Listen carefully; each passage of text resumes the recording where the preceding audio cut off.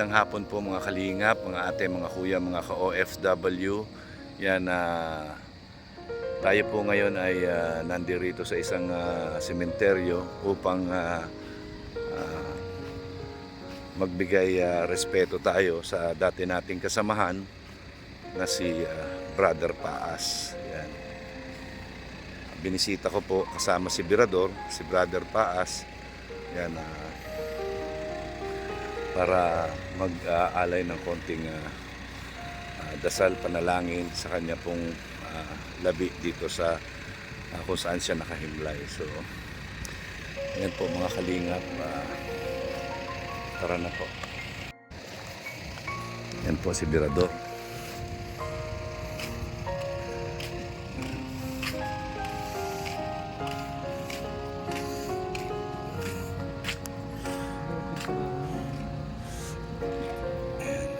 Si Brother Paas.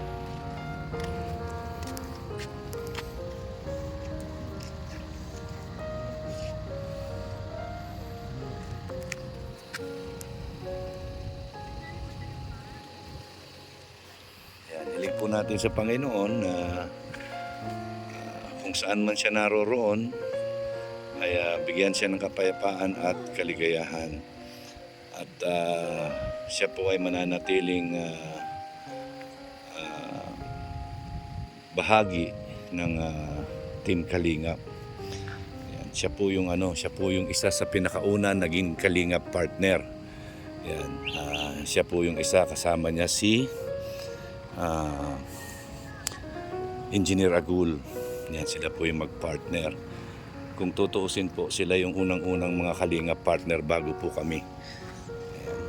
So, yan, ginugunita lang po natin yung mga alaala nung siya ay kasama pa natin sa grupo ng Kalingap. Ano po, hindi siya mawawala sa ating puso't isipan dahil isa po siya sa nakapagbigay ng kaligayahan.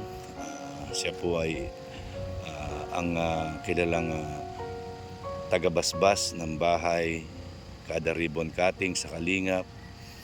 So, yan, hindi po natin siya makakalimutan.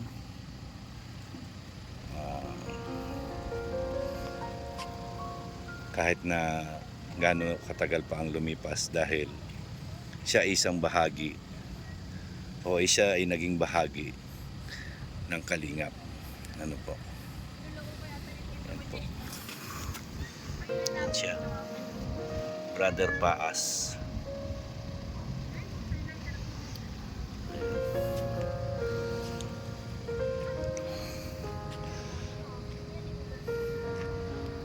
So, yan, isa po siya sa mga nagbibigay sa akin ng advice nung ako'y bago pa lang sa Kalingap. Ano po?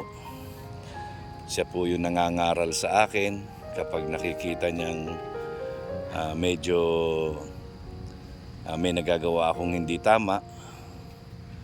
Yan, siya po yung nangangaral sa akin. Yan. Although halos parehas lang kami ng edad, matanda lang ako sa kanya ng buwan, pero nirerespeto ko siya bilang isang nakakatanda sa akin at nauna sa Kalingap. Ano po?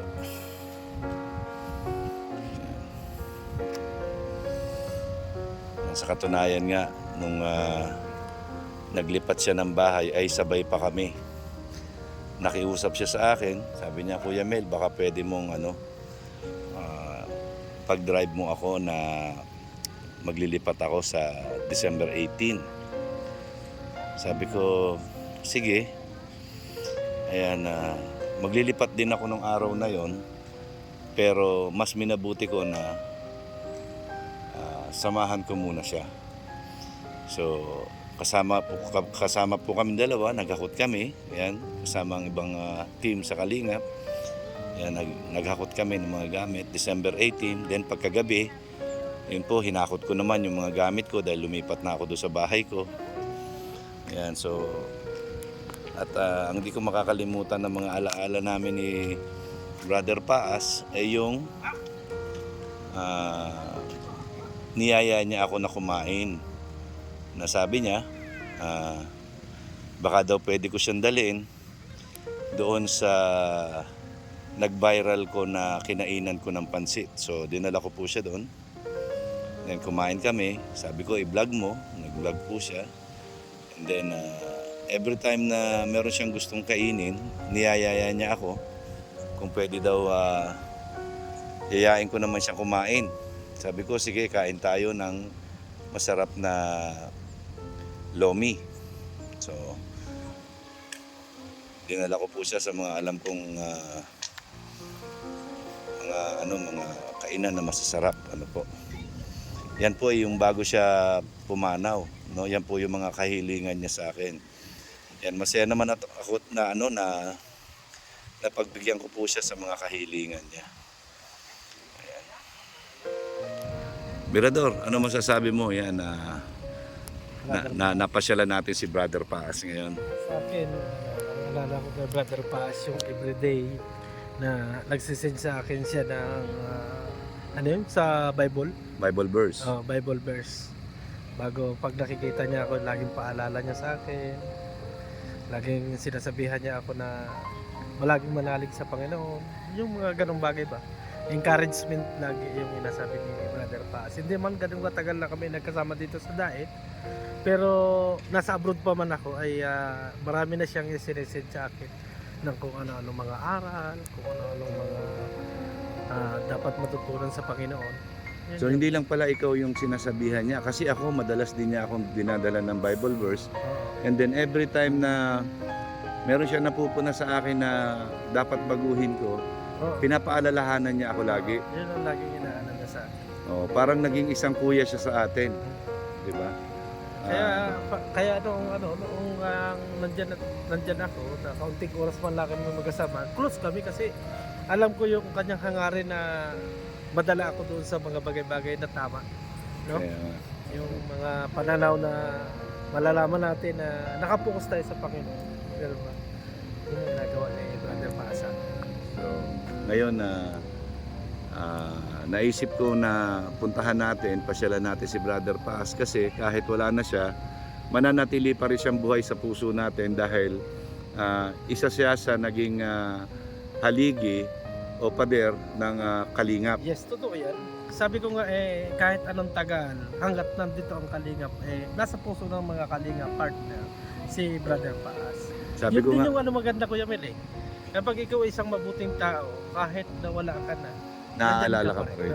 Naaalala ka pa rin. Naaalala ka pa rin. Yan, sabi ko nga, yan, sa mga Kalingap partner, kung tutuusin, dalawa sila ni Engineer Agul na unang naging Kalingap partner bago kami. Totoo Yan, yan. sila yung pioneer talaga. Yan, kami po ako second batch lang ako . Silang dalawa yung una, pangalawang batch ako. And the rest ng mga iba pang Kalingap partner. Pero marami kang matututunan kay Brother Paas ng panahon ko kayo. Oo, talagang palagi siyang nangangaral. Palagi siyang nangangaral.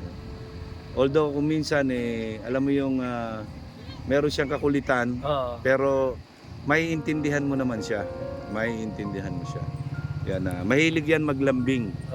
Mahilig siya. Para sa akin, si Brother Paas ay isa sa mabuting tao na nakasama natin dito sa Kalingap. Kaya nga. Diba?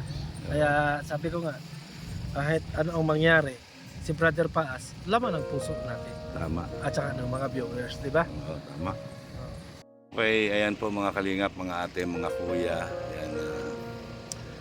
Yan, malaking pasasalamat ko rin kay Brother Paas. Yan, hindi siya malilimutan. Yan, hangga't nandito tayo sa Daet, maalala natin ang kabutihan na nagawa ni Brother Paas.